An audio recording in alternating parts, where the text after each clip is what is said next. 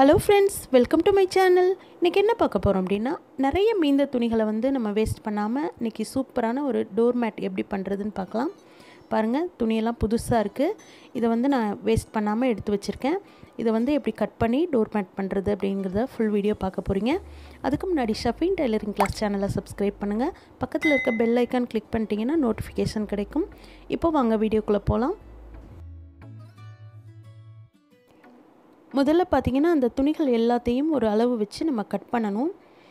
பாருங்கள், ஒரு 3 இன்ச்சு அகலம் நான் வச்சு நீல வாக்கில் கட் பண்ணுறேன். இது மார்க் பண்ண இடத்துல அப்படியே ஃபுல்லாக கட் பண்ணிடலாம்.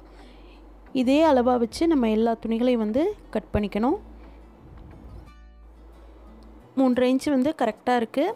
இது நான் அப்படியே ஒன்று மேலே ஒன்று வச்சு அப்படியே துணியை போட்டு கட் பண்ணுறேன். நீங்கள் அப்படி பண்ண முடியலைன்னா இன்ச் டேப்பில் அப்படியே 3 இன்ச்சை ஒவ்வொரு லைன்ஸாக நீங்கள் போட்டுட்டு பக்கத்தில் மார்க் பண்ணிவிட்டு நீங்கள் கூட ஃபுல்லாக கட் பண்ணலாம். நான் இதை ஒன்று மேலே ஒன்று வச்சு ஃபுல்லாக எல்லா துணிகளையும் கட் பண்ணி எடுத்துக்கிறேன்.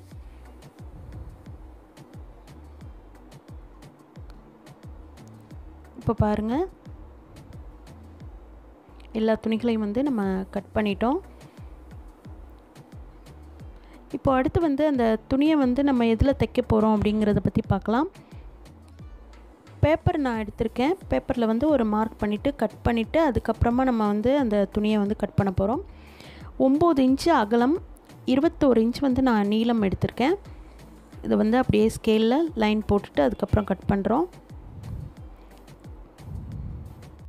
இந்த பேப்பர் பார்த்திங்கன்னா அடையாளத்துக்கு தான் நம்ம இப்போ இதை கட் பண்ணுறோம்.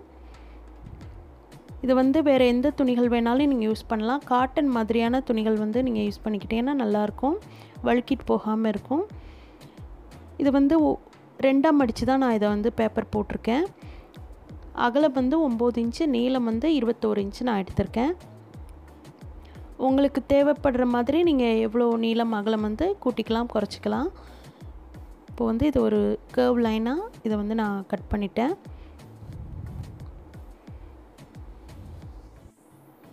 நான் ஒரு நல்ல பெரிய பேண்ட் துணி நல்லா திக்கான ஒரு பேண்ட் துணி நான் எடுத்திருக்கேன். நல்ல காட்டன் மாதிரியான துணி தான் இது.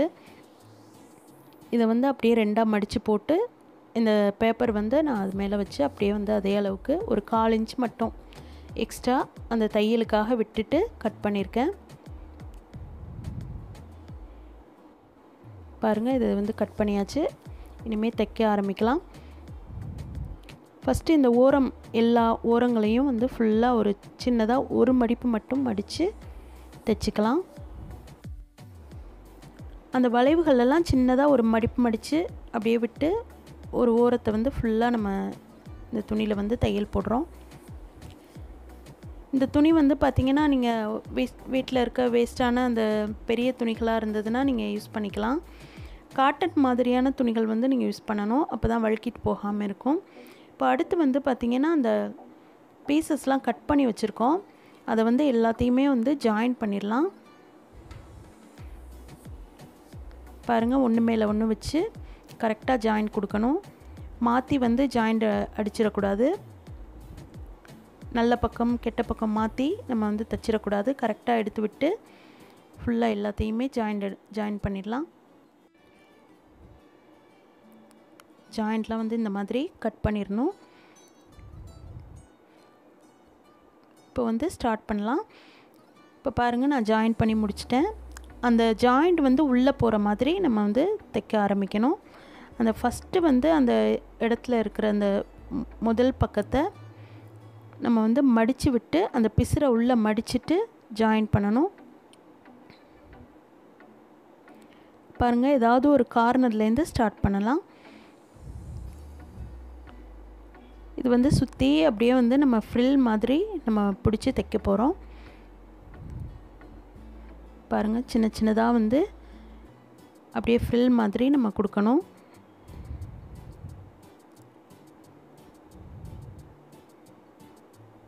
இன்ஸ்கர்ட்லலாம் பார்த்துருப்பீங்க, இந்த மாதிரி ஃப்ரில்லு சின்னதாக இருக்கும், ஆனால் பக்கத்தில் இருக்கும். அந்த மாதிரி தான் இதுவும். நம்ம இதில் கார்னர்லேருந்து ஸ்டார்ட் பண்ணியிருக்கேன். அப்படியே ஃபுல் லைனையும் ரவுண்டில் கொஞ்சம் கொஞ்சமாக ஃப்ரில் வந்து பொறுமையாக பிடிக்கணும்.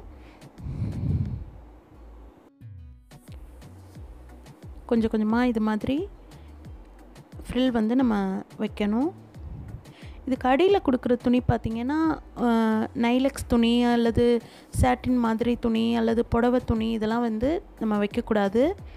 அந்த மாதிரி வச்சா ரொம்ப கால் வந்து வழுக்கிட்டு போகும். டைல்ஸ் தரையெல்லாம் இதை போட்டோன்னு சொன்னால் ரொம்ப வழுக்கும். அதனால் நீங்கள் வந்து காட்டன் துணி அல்லது இந்த லுங்கி அந்த மாதிரி இருந்தால் கூட நீங்கள் எடுத்து வேஸ்ட்டான துணிகளை வந்து இதுக்கு யூஸ் பண்ணிக்கலாம். பாருங்கள், இது கொஞ்சம் கொஞ்சமாக இது வந்து ஃப்ரில் வந்து நம்ம பிடிச்சிட்டே வரோம்.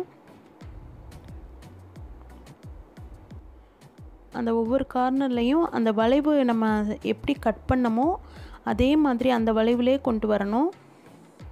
இப்போ பாருங்கள், ஒரு லைன் வந்து ஒரு ரவுண்டு வந்து நான் முடிச்சிட்டேன்.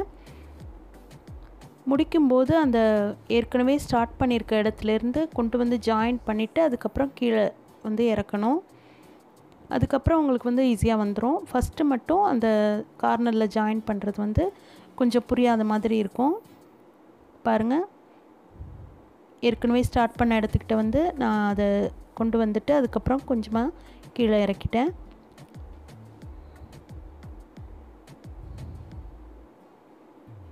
இதே போல் வந்து ஒவ்வொரு கார்னர்லேயும் திருப்பணும். அந்த மூளை திருப்பும்போது உங்களுக்கு ஈஸியாக வந்துடும். இதே ப்ராசஸ் தான்.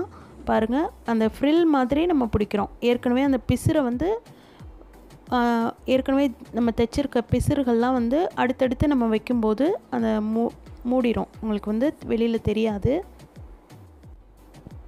நீங்கள் வந்து பயப்படவே தேவையில்லை. இந்த பிசுறு தெரியுதே அப்படின்னு நீங்கள் நினைக்க வேண்டாம். பாருங்கள், ஏற்கனவே நம்ம வந்து தைச்சிருக்க லைன்ஸை வந்து அப்படியே நான் அடுத்தடுத்து வைக்கும்போது அந்த பிசுரெல்லாம் வந்து மறைஞ்சிருது. இப்போ 3வது லைன் வந்து நம்ம வந்தாச்சு.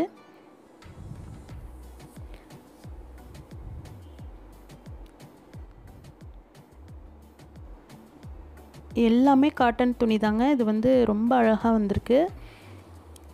எல்லாம் லைனிங் துணி அந்த மாதிரியான துணிகள் தான். பெருசாக நம்மளுக்கு வந்து நம்ம கட் பண்ணும்போது சுடிதாரோ அல்லது ப்ளவுஸோ என்ன ட்ரெஸ்ஸஸோ அதை நம்ம கட் பண்ணும்போது பெருசாக விழுகிற துணிகளை வேஸ்ட் பண்ணாமல் தூக்கி போட்டுறாமல் இந்த மாதிரி நம்ம மடித்து எடுத்து சேர்த்து வச்சிட்டோன்னா இந்த மாதிரி நம்ம யூஸ் பண்ணி கடையில் காசு கொடுத்து வாங்கணும்னு அவசியம் இல்லை. இது வந்து நம்ம வீட்டிலே தைச்சு ரொம்ப சீக்கிரமே டக்குன்னு செஞ்சிடலாம். இது ஒவ்வொரு கார்னர்லேயும் நம்ம வந்து அந்த ஏற்கனவே நம்ம ஃபஸ்ட்டு அந்த துணி கட் பண்ணியிருக்கோம் பாருங்கள், அந்த லைனு அந்த மாதிரி தான் தைச்சிக்கிட்டே வரணும். வளைவுகளாக நம்ம வந்து கட் பண்ணியிருக்கோம். அதே மாதிரி தான் ரவுண்டு வந்து நான் தைச்சிட்டே வரேன்.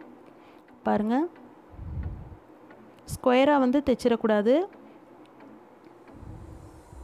இப்போ பாருங்கள், இந்த துணி முடிஞ்சிருச்சு பத்தலை அப்படின்னா அடுத்த துணி இன்னொன்று வந்து நம்ம கட் பண்ணி அது கூட ஜாயின் பண்ணிக்கலாம்.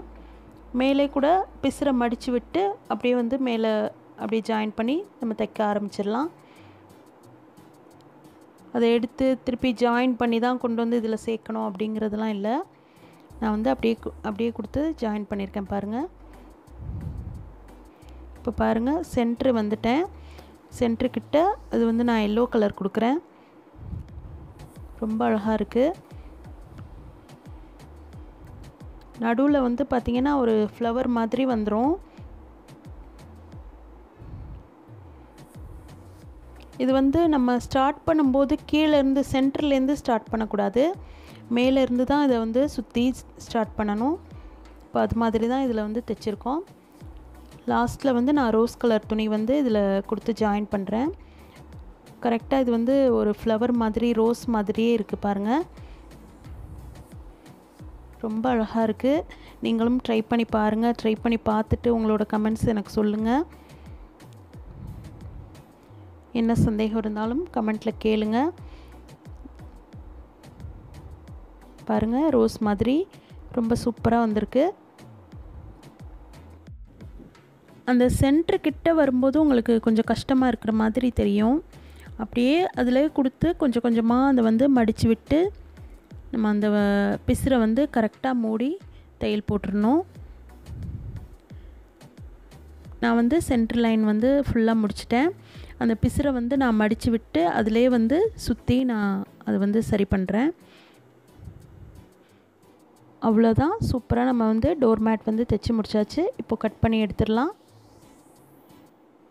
வேஸ்ட்டான துணிகளை வந்து தூக்கி போட்டுறாமல் நான் வந்து இதை ட்ரை பண்ணியிருக்கேன்.